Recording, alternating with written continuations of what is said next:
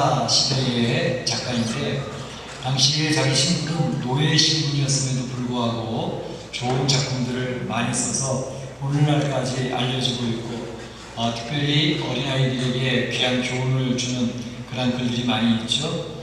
이분이 했던 것은 주로 이제 동물들을 의인화시켜가지고 삶을 살아가는 그 지혜를 이야기하는 그런 내용들이 많습니다.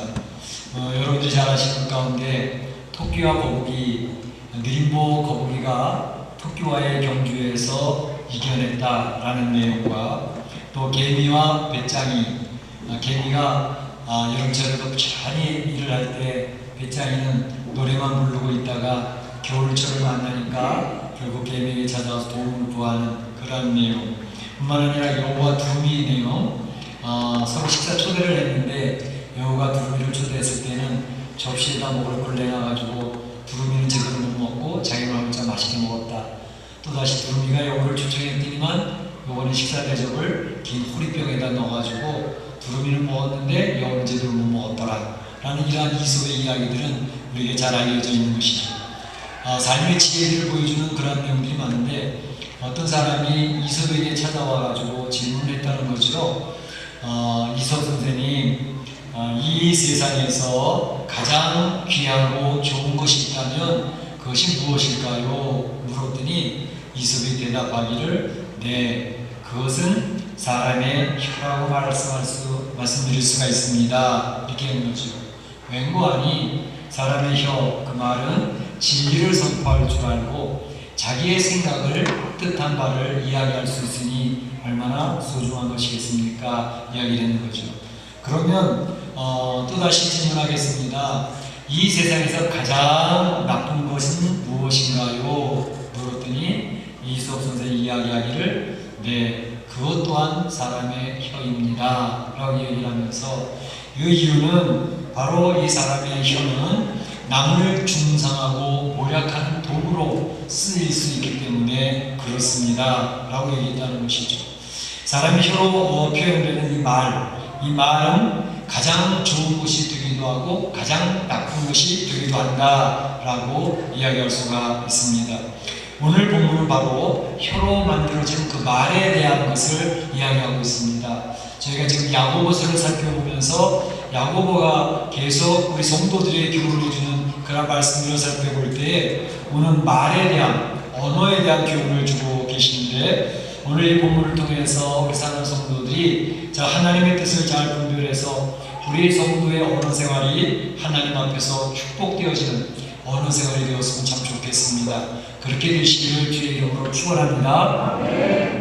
먼저 생각해 볼 것은 그럼 오늘 본문에서 이야기한 혀라는 것은 무엇과 같다고 비유를 들어 설명하고 있는데 이 혀는 무엇과 같다고 얘기를 하고 있습니까? 먼저 보게 되면 혀는 곧 불이요라고 이렇게 이야기를 했습니다. 혀는 입안에 감추어져 있어서 잘 드러나 보이지 않지만 아주 작은 지체이지만 그 파워는 대단하다라고 이야기를 하고 있는 것이죠.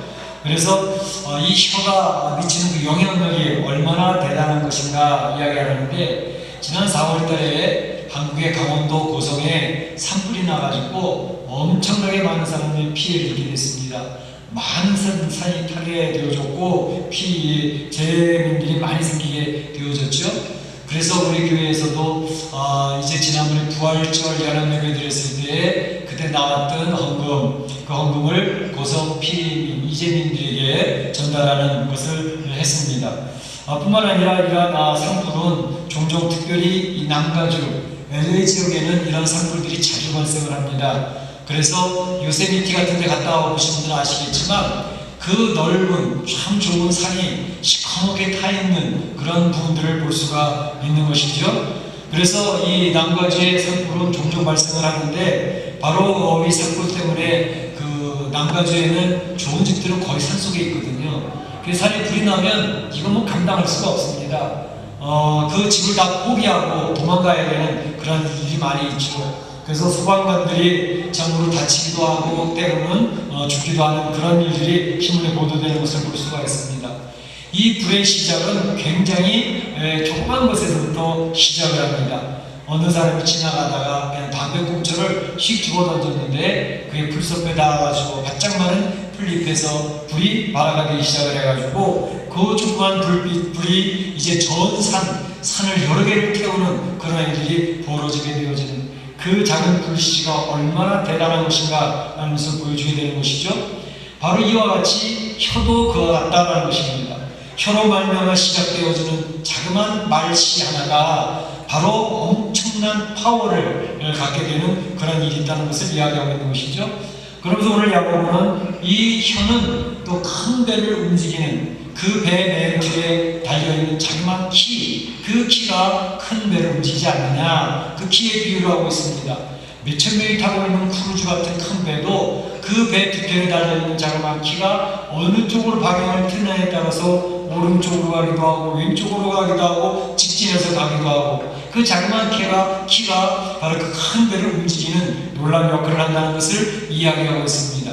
그래서 오늘 야고보는 그 예를 들면서 사람이 사용하고 있는 이 혀, 이 말은 어떻게 사용하느냐에 따라서 사람을 살리기도 하고 사람을 죽이기도 하는 그런 놀라운 영향력을 발휘한다라고 이야기하고 있습니다. 오늘날 시대는 인터넷 시대라고 그러지 않습니까? SNS를 통해서 많은 정보들이 올라오고 있고 많은 사람들의 의견이 발표되어지고 있고 또 그런 모든 사건에 대해서 많은 사람들은 자유롭게 댓글을 답니다. 댓글을 답는데 몇백 개에서부터 시작해서 몇천 개까지 뭐 얼마나 많은 댓글이 올라오는데 그 댓글 속에는 그 내용에 대해서 긍정적으로 대답하는 사람도 있고 부정적으로 막 욕을 하면서 죽어버리라고 그렇게 얘기하는 댓글, 심각한 댓글들도 많이 있습니다. 화살과 같이 그 사람들을 공격하는 그런 댓글들이 많이 있죠.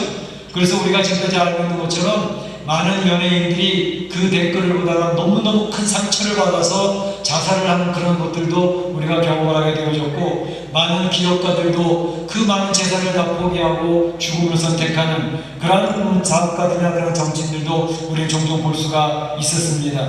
바로 사람들의 이 말이라고 하는 것은 참으로 발이 달리지 않았는데 천리를 가면서 그리고 사람들을 쏘는데 웬만한 칼보다도 더 무서운 화살처럼 그들의 심장을 쏘아 죽이는 그런 역할을 감당하는 것을 볼 수가 있습니다. 미국의 제16대 대통령 링컨 대통령은 이 말을 참 잘 사용했던 그런 대통령입니다. 그래서 연설을 해도 명연설들이 많이 있죠. 그가 이제 남북전쟁, 노예 문제로 인해서 남북전쟁이 일어났을 때에 그는 명연설을 하게 됨으로써 참으로 그걸 살려내는 그런 역할을 했는데 그 필라델피아, 그 잉글랜드의 펜실베니아 게티스버그에서 했던 그 연설은 굉장히 명연설이었죠. 여러분들이 잘 알고 있는 것처럼 The government of the people, by the people, for the people. 그래서 이 우리 정부는 국민의 정부가 될 것이고 국민에 의한 정부가 될 것이고 국민을 위한 정부가 될 것입니다 라고 이야기를 함으로써 참으로 양쪽으로 딱 갈라져 있던 남북의 그 모든 국민들을 하나로 통합시키는 놀라운 역할을 하는 명연설을 했던 것을 볼 수가 있습니다.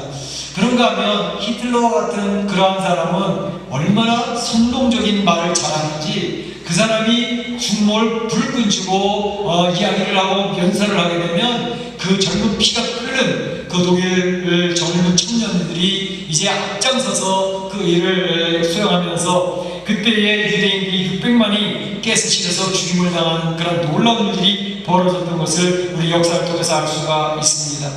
바로 혀를 어떻게 사용하느냐에 따라서 그의 말이 어떠하느냐에 따라서 그 결과가 하늘과 땅 차이의 결과를 갖게 한다는 것을 알 수가 있습니다. 오늘 성경에서 이야기하는 것은 바로 사람이 말은 능히 길들일 사람이 없다. 짐승이나 새나 벌레와 바다의 생물들은 다 훈련을 통해서 길들일 수가 있는데 사람의 혀는 도무지 길들일 방법이 없다라고 이렇게 이야기하고 있죠. 그러면서 야고보가 이야기하고 있는 것은 달리는 말을 제어하기 위해서는 그 말에 재간을 씌우고 바로 빨리 달리게 하고 천천히 달리게 하고 오른쪽으로 왼쪽으로 방향을 틀어가면서 말 탄 사람이 그거를 제어하는 것처럼 혀도 잘 통제되어져야 될 것을 성경에서는 가르치고 있다라는 것을 이야기하고 있습니다. 혀를 잘 통제하지 못하게 될 때에 그 개인도 망하게 되어지고 그 주변과 그 공동체를 망가뜨리는 그런 일이 얼마나 많이 있는가 하는 것을 이야기하고 있습니다.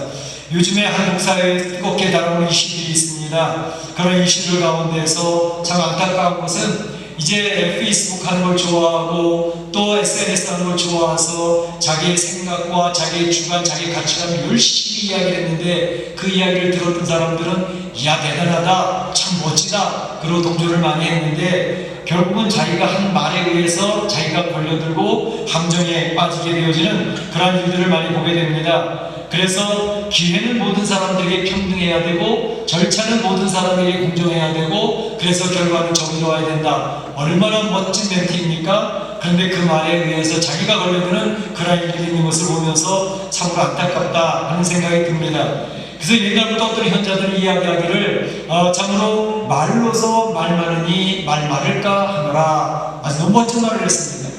말로서 너무 말이 많기 때문에 이 말을 안 하면서 이제는 침묵을 지키겠다.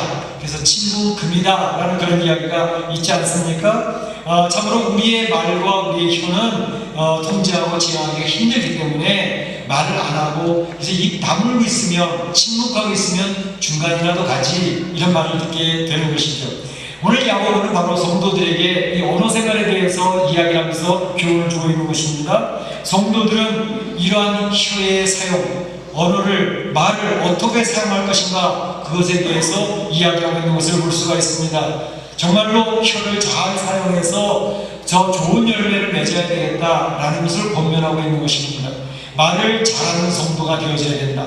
우리의 입에서 나오는 말을 어떻게 잘 사용할 것인가에 대해서 언급하고 있는데 몇 가지 내용이 있을 수 있겠습니다. 한 세 가지로 볼 텐데 첫째는 이제 말을 잘 사용하기 위해서 우리는 자기 자신의 말을 점검할 필요가 있다. 내가 말하는 것이 어떠한가를 살펴볼 필요가 있고 두 번째는 다른 사람들을 향해서 내가 쏟아놓는 그 말들은 어떠한가 하는 것을 점검해 볼 필요가 있고 또 공동체 안에서 사용하는 말 우리 가정도 공동체거든요. 우리 가정에서 내가 어떤 말을 사용하고 있고 또 교회도 공동체인데 교회 공동체 안에서는 내가 어떤 말을 사용하고 있고 또 공동체 안에서의 각 목장들이 있는데 각 목장도 공동체인데 그 안에서 사용하고 있는 내 말은 어떠한가 하는 것을 점검해 보는 것은 굉장히 필요하다라고 할 수가 있겠습니다.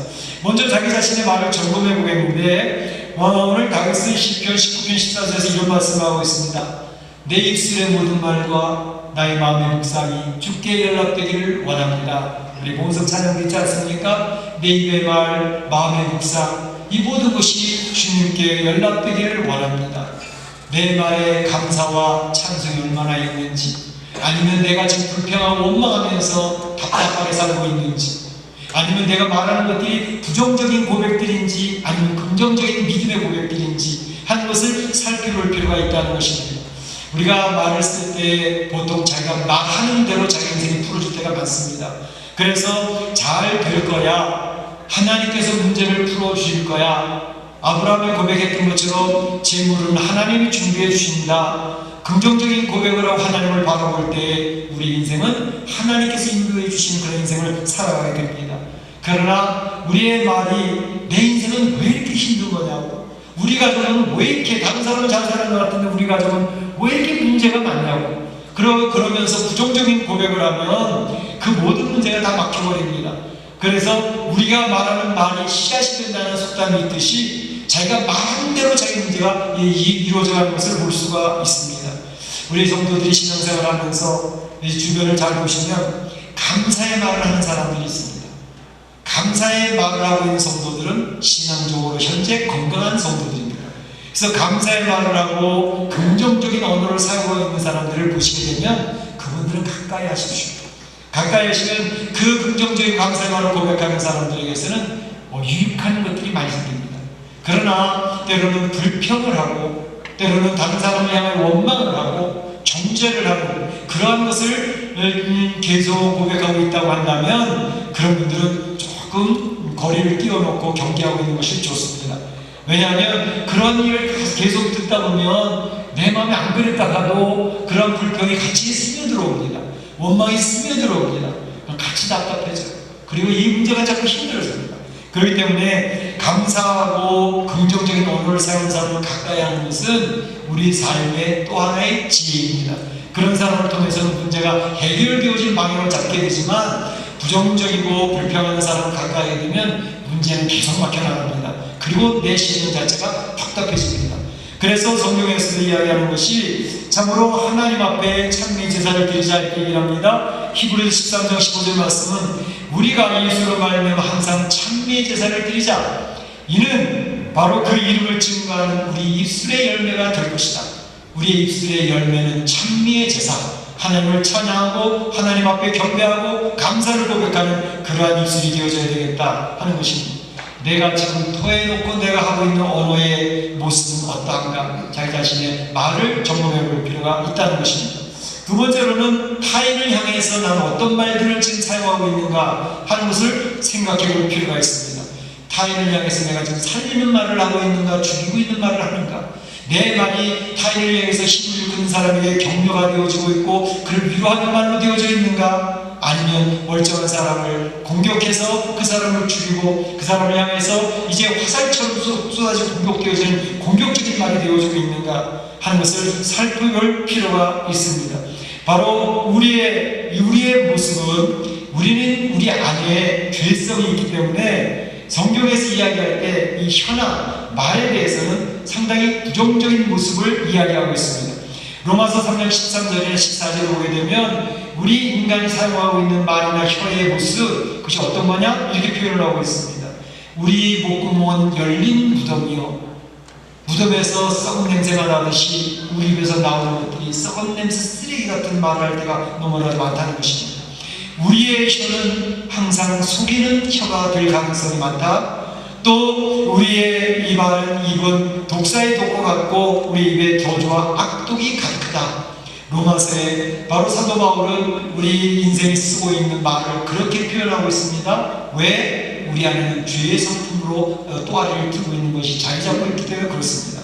그래서 지난 금요일에 우리가 시편 57편을 살펴볼 때 다윗은 그런 고백을 했습니다. 그들의 혀는 날카로운 칼 같습니다. 하나님, 저를 보호하여 주시고 불쌍히 여겨주세요. 이렇게 기도했던 것을 볼 수가 있습니다. 그러니까 우리는 그냥 놔두면 우리 입에서 계속 이와 같이 열린 무덤처럼 날카로운 칼같이 다른 사람을 향해서 공격하는 그런 말이 될 때가 많이 있습니다. 그래서 우리 속담에도 그런 말이 있죠.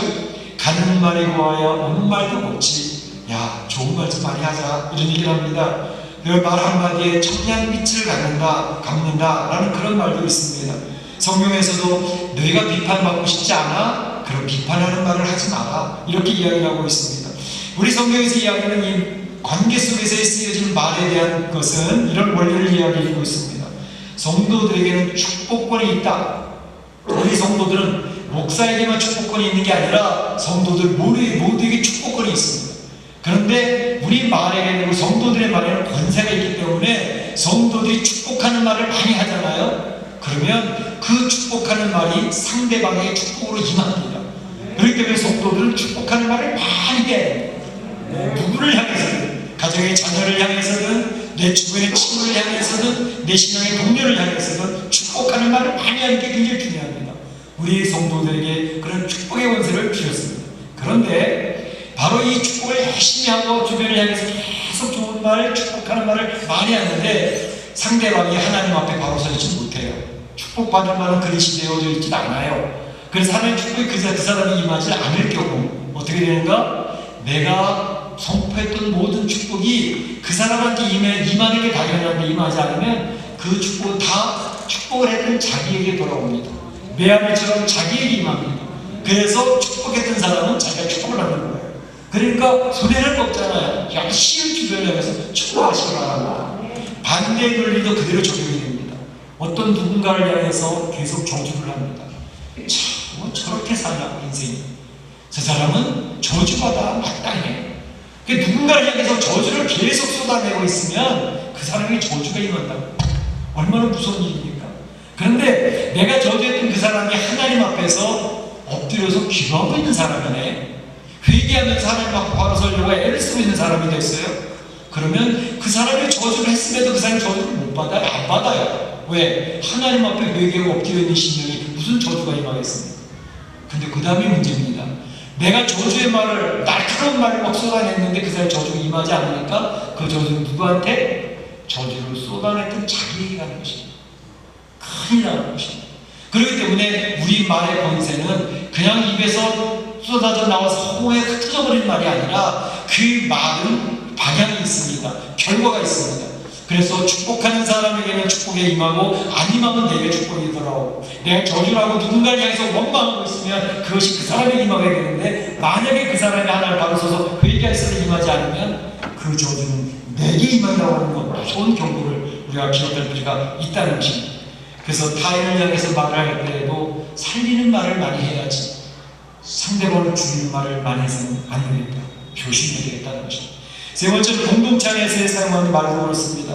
우리 가정 안에서 사용하는 말, 교회 공동체에 사용하는 말, 우리 목장 내에서 사용하는 말은 어떤 말을 사용할 것인가? 이것도 원래는 동일합니다. 바로 허물을 덮어주는 말을 합니다. 주위 관계와 관계 사이에서 저 사람은 나보다 저를 더 좋아하는 것 같아. 말을 툭 던졌는데 별로 좋은 말이, 호의적인 말이 안 갑니다. 그럼 잘못한 그 관계를 끊어놓는 이간하는 말이 되기 쉽습니다. 그래서 잠언 17장 9절에서는 허물을 덮어주는 자는 사랑을 구하는 자요, 그것을 거듭 말하는 자는 친한 것을 이간하는 자니라, 이렇게 얘기했습니다. 그래서 하나님께서는 바로 성도들에게 이렇게 허물을 덮어주고 이간하는 말을 해서는 안 된다, 관계를 끊어놓는 말을 해서는 안 된다, 이렇게 이야기를 하고 있는 것을 볼 수가 있습니다.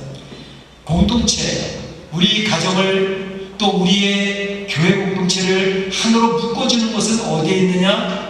말에 있습니다. 말을 잘하게 되어주면 가정이 하나로 묶어집니다. 그래서 자녀를 향해서 부모가 어떤 말을 사용하고 있는가, 자녀들이 자기 부모를 향해서 어떤 말을 사용하고 있는 것은 굉장히 중요합니다. 그 말 속에 그 가정이 하나가 되기도 하고 그 가정이 무너지기도 하는 것입니다. 교회 공동체에서도 마찬가지입니다. 성도들이 우리 교회는 잘 될 거야, 우리 교회는 하나님 은혜가 임할 거야, 우리 교회는 하나님께 영광을 돌릴 수 있어, 이런 긍정적인 말을 사용하고 있으면 그 복이 임한다는 것이죠. 그런데 공동체를 분열시키는 말도 또한 그것도 말입니다. 가정에서 부모님이 자녀를 저주합니다. 자녀가지고 복을 받겠냐고. 자녀가 복을 받아야 될 텐데 부모가 자녀에 대해서 축복을 선언하지 않아요. 그 자녀가 뭐가 잘 되겠어요? 그러면서 자녀는 부모에 대한 원망감이 있습니다. 자녀가 부모를 원망하고 있는데 그 가정이 어떻게 하나가 되겠어요? 그러니까 그 가정은 파괴되는 것입니다. 망가지는 것입니다. 근데 부모는 자녀를 계속 축복하고 있고, 자녀는 부모를 위해서 계속 존경심을 표하고 있고, 그 가정은 잘 될 수밖에 없는 것입니다. 교회도 똑같습니다. 교회에서 성도들끼리 이야기하는 말이, 우리 장로님은 너무 좋아, 우리 원사님들은 너무 좋아, 우리 교회는 잘 될 거야, 이런 말을 계속하면 그 교회는 하나로 뭉쳐지게 되는 것입니다. 절대로 분열되지 않습니다. 분열시키는 말이 들어왔다가도 주변에 이런 것을 미리 깨달은 성도들이 지혜롭게 다 카트해버립니다. 그러니까 분열시키는 말이 더 이상 유통이 안 됩니다. 그러니까 교회는 지켜지게 되는 것입니다. 사단의 틈탈기를 막아버리는 것입니다. 그래서 오늘 성경에서 얘기하는 것은 내 삶 속에서 내가 지금 쏟아내고 있는 내 말에 대한 점검, 내가 타인을 향해서 어떤 말을 사용하고 있는가에 대한 점검, 그리고 공동체, 가정 안에서나 교회 안에서 내가 쏟아내고 있는 말, 하루에 얼마나 많은 말을 하고 있습니까? 그 말의 성향이 어떠한가를 체크해보는 것은 굉장히 중요하다는 것입니다. 그래서 성경에서 얘기하는 것은, 그러면 혀를 잘 사용해서 좋은 열매를 맺어야 되고 말을 잘하는 성도가 되어줘야 되겠는데, 그런데 말만 잘하는 성도가 되어서는 안 된다는 것입니다. 보통 세상 사람들이 교회를 향해서 비난하고 성도를 향해서 비아냥거리는 것은, 야, 교회 다니는 사람들은 말만 잘해, 말을 들으면 천상유수다, 뭐 저 사람은 혼자 세상을 다 움직이는 것 같이, 그리고 자기 혼자 섬기는 자인 것처럼 되게 얘기는 잘해. 근데 나중에 보니까 하나도 행동은 안 따라가, 말만 할 뿐이야. 그렇게 하면서 하는 것이 예수쟁이들은 말만 잘해. 그러면서 비아냥거리는 것입니다. 그렇기 때문에 성경에서 이야기하는 것은, 오늘 야고보가 계속 이야기하는 것은, 성도들아, 우리가 말한 것처럼 우리 행함을 따라야 된다. 지난 시간에 이야기 아닙니까? 믿음은 행함이 있는 믿음이 되어야 살아있는 믿음이지, 행함이 없는 믿음은 준 믿음이란다. 내가 나의 친형 예수님을 봤을 때에 그 예수님은 말하신 대로 살았고, 그 행함 속에서 우리는 도전을 받았고, 그래서 나는 그 형님을 따라가지 않을 수가 없었어. 바로 야고보도 유다도 그것을 고백하고 있는 거 아니겠습니까? 그래서 성경에서 얘기하는 것은, 성도들은 언어의 생활도 잘해야 되지만 자기 언어의 생활에 책임을 질 줄 아는, 말한 대로 행동할 줄 아는 그러한 삶이 되어져야 된다라고 이야기를 하고 있는 것입니다. 그래서 말도 잘해야 되고 행동도 잘해야 되는데, 그렇게 하기 위해서 필요한 것이 몇 가지 있습니다. 첫째는 주님께 기도해야 되는 성도가 되어야 된다는 것입니다. 두 번째는 주님과 날마다 교제하는 성도가 되자는 것입니다. 세 번째는 말에 실수가 있으면 그 실수를 고백하고 천국 언어를 사용하는 성도가 되어야 된다는 것입니다. 마지막으로 한 가지는 성령 충만한 성도가 되기를 사모해야 된다는 것입니다. 주님께 기도해야 된다고 하는 것은 뭐냐면, 다윗은 그런 얘기를 했습니다. 여호와여, 내 입 앞에 파수꾼을 세우시고 내 입술의 문을 지키소서, 이렇게 얘기했습니다. 시편 146편 3절입니다. 바로 다윗은 자기의 입술 앞에 파수꾼을 세워달라고 했어요. 내 입의 문을 지켜달라고 얘기했습니다. 왜 그럴까요? 다윗도 성군이지 않습니까? 그런데 다윗도 우리와 똑같은 죄성이 또아리 채워져 있는 그런 인생을 살 수밖에 없습니다. 그러니까 내 안에 있는 그 죄성에서 쏟아져 나오는 말은 아까 얘기했던 것처럼 내 목구멍은 열린 무덤이요 독사의 독이 저주와 악독이 가득하도다 하면서 알고 있는 거예요.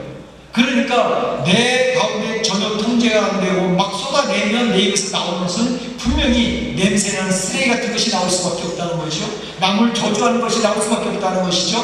그러니 내 입술에 파수꾼을 세워주시고 내 입의 문을 지켜주셔서 내 언어가 필터링 될 수 있게, 그래서 좋은 말은 나오고 나쁜 것은 들어갈 수 있도록 그렇게 지켜달라고 기도했던 것입니다. 기도하는 성도이어야 자기 안에 나오는 것은 더러운 것이라는 사실을 알고 바로 절제할 줄 알고 지킬 수 있는 힘이 있다는 것입니다. 기도하는 성도에게 가능한 일입니다. 두 번째는 날마다 주님과 교제해야 된다고 그랬는데, 이 교제는 하나님의 말씀을 묵상하는 것을 통해서 이루어집니다. 큐티를 하고 있는 성도들 많이 계시죠? 골방에서 기도하는 성도들 많이 계시죠? 하나님의 말씀의 거울에 자기를 비춰보는 것입니다. 성경은 남을 향해서 비판하고 판단하고 정죄하는 것이 아니라 하나님의 말씀은 자기를 들여다보는 거울이 되어져야 된다고 이야기합니다. 그래서 자기를 들여다보는 것이 신앙생활에 성숙하게 나가는 좋은 비결이 되는 것이기 때문에 우리 사랑 성도들에게 제자훈련반에게 계속 큐티 노트를 쓸 것을 요청하고 있는 것입니다. 그 거울을 보면서 왜 저 집사님은 저렇게 살까? 왜 김 집사님, 이 집사님 저렇게 살까? 그 말씀에서 다른 사람을 적용시키는 게 아니라 그 말씀 속에서 자기를 적용시키는 것입니다. 나를 돌아보는 것입니다. 그래서 그 거울은 내 얼굴을 보는 것입니다. 그렇게 될 때에 나의 연약하고 부족하고 목구멍에 쓰레기와 같이 냄새나는 것을 토해내는 나를 궁리 여겨주시는 주님을 의지하게 하는 것입니다. 그러니까 주님을 바라보니까 주님께서 이렇게 형편없고 냄새나고 부족한 나를 용납하시고 붙들어주시다는 사실을 기억을 하며 그 은혜 속에 거하게 되는 것입니다. 세 번째는 말의 실수를 고백해야 된다 그랬는데, 이미 말씀드린 것처럼 우린 말에 실수가 없을 수가 없습니다. 오늘 성경에서도 말에 실수가 없으면 온전한 사람이라고 그러지 않았습니까? 실수가 없으면 얼마나 좋겠습니까? 그런데 우리가 이미 알고 시인하고 고백할 수밖에 없는 것은 우리 말에 얼마나 실수가 많냐 말이죠.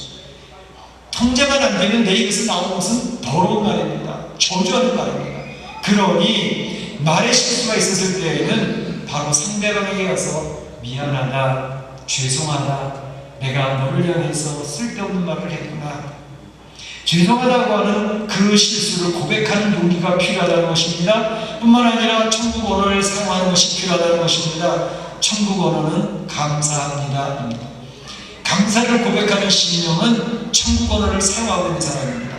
감사를 고백하고 있는 심령은 은혜를 그 마음속에 간직하고 있는 사람입니다. 왜 감사거리가 있겠습니까? 불평거리 많습니다. 이민사회는 원망거리 많습니다. 답답하는 것이 한두 가지가 아니잖아요. 그런데 성도는 불평거리, 원망거리, 답답한 것이 많은 그런 환경 속에 살고 있는데 그 입술에서 나오는 것은 그래도 감사합니다. 그래도 주님을 의지합니다. 천국의 언어를 사용하고 있기 때문에 그 은혜를 간직할 수 있게 되는 줄로 믿습니다. 우리 마지막으로 보여주는 성령 충만을 사모하는 성도가 되어져야 내 언어와 내 삶을 주관할 수 있는데, 성령 충만을 사모한다는 것은 얼마나 중요한지 모릅니다. 이미 말씀드린 것처럼 나의 혀는 길들일 수가 없다 라는 것을 인정하고 시인하는 것이 필요합니다. 성이 분자여 말은 컨트롤이 됩니다. 성령이 충만해지면 언더 컨트롤 가운데 내 말과 내 혀가 조정이 되는 것입니다. 바로 여러분 오순절 성령 강림 때 있었던 일이 뭐죠? 대표적인 것이 방언입니다. 방언이 뭐예요? 많은 분들이 이제 사도행전의 방언과 고린도서에 나와 있는 방언을 착각을 하는데, 고린도서에 나와 있는 방언은 다른 사람들이 알아들을 수 있는 방언이 맞아요. 그래서 방언을 당사 무슨 기도하는 거야? 모르겠어. 이렇게 되는 게 맞습니다. 그런데 사도행전에 나온 성령, 오순절 성령 강림의 방언은 그런 방언이 아닙니다. 거기 모였던 사람이 여러 나라에서 각계에서 왔던 사람인데, 베드로가 설교를 합니다. 제자들이 설교를 합니다. 그런데 그 설교를 각각 자기네 나라 말로 알아듣는 설교였습니다. 말이 통일이 이루어진 거예요. 소통이 되는 거예요. 성령 강림의 역사는 하나님의 언어로 소통이 되어지기 때문에 그들이 다 자기네 그 말이 무슨 말인지 알아들을 수 있는 놀라운 기적적인 역사가 있었던 것이 성령 충만, 바로 오순절 성령 강림의 역사였던 것입니다. 그 말이 언제 흩어졌죠? 바로 바벨탑을 쌓으며 하나님을 대적하고 인간이 힘을 모으자. 그래서 인간이 힘을 모아서 하나님을 대적하면 우리가 이러한 저주를 받지 않을 거야. 그래서 만든 게 바벨탑 아닙니까? 그 바벨탑을 쌓아날 때 하나님이 저들이 서로 같은 말을 쓰니까 합심해서 이 바벨탑을 쌓는구나. 내가 저들의 말을 다 분산시켜버리리라. 그래서 말을 다 뜯어버리지 않았습니까? 그게 말이 안 되는 거예요. 그래서 바벨탑에서 하나님 앞에 전하던 그 말을, 각 나라의 말을 다 틀어버려서 서로 행동하지 못하도록 만들었던 것처럼, 이제 그것이 회복되어지는 것이 성령 오순절 강림 때 이루어져서 이제 소통이 이루어지는 그런 역사가 있었던 것을 보여주고 있는 것입니다. 그래서 성령 충만해지면 우리 속에서 있는 죄성이 제압이 되어지면서 사랑합니다 고백을 합니다. 주님의 은혜에 감사합니다 고백을 합니다. 주님께 찬양하는 입술로 열려집니다. 그래서 하나님의 나라의 언어를 사용하게 되는 것이고, 주변의 모든 사람을 살펴볼 때 그렇게 사랑스러울 수가 없어요. 그렇게 이쁠 수가 없어요. 그런 관계가 만들어지게 되는 것입니다. 어떤 사람이 암에 걸렸습니다. 그래서 암도 되게 많은데 그 암에 특별히 우리는 그 혀에는 암, 설암이라고 그러죠. 그 혀에 암이 걸려가지고 이것은 그냥 놔두면 생명이 위험해요. 그 혀를 잘라내야 된다는 것입니다. 의사가 그 환자에게 이제 혀 잘라내는 수술을 시작하려고 합니다. 이 혀를 잘라내면 당신은 더 이상 말할 수가 없습니다. 당신이 하고 싶은 마지막 말은 무엇입니까? 물었을 때 그 환자가 이야기를 합니다. 아, 그렇군요. 제가 마지막 할 말은 이런 것입니다. 우리 하나님, 우리 예수님이 부족한 저를 사랑해 주셨습니다.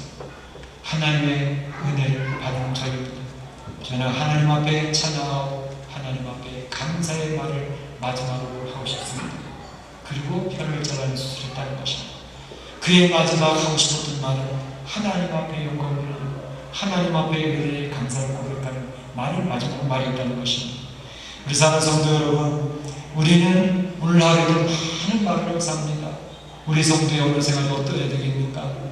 그 말이 내 스스로에게서 점검, 다윗과의 관계에서 점검, 공동체에 점검할 때 저는 그 언어 생활은 하나님을 영화롭게 하고 다른 사람을 살려내는 언어로 자기 자신을 지키는 언어가 될 수 있는 그런 축복된 언어 생활이 되시기를 주님의 이름으로 축원합니다. 축원합니다. 이 시간에 다 같이 목소리로 기도하겠습니다. 오늘 받은 바 말씀을 기억을 하고 나의 언어 생활을 점검하며 하나님 앞에 도움을 구하시기 바랍니다. 같이 기도하겠습니다.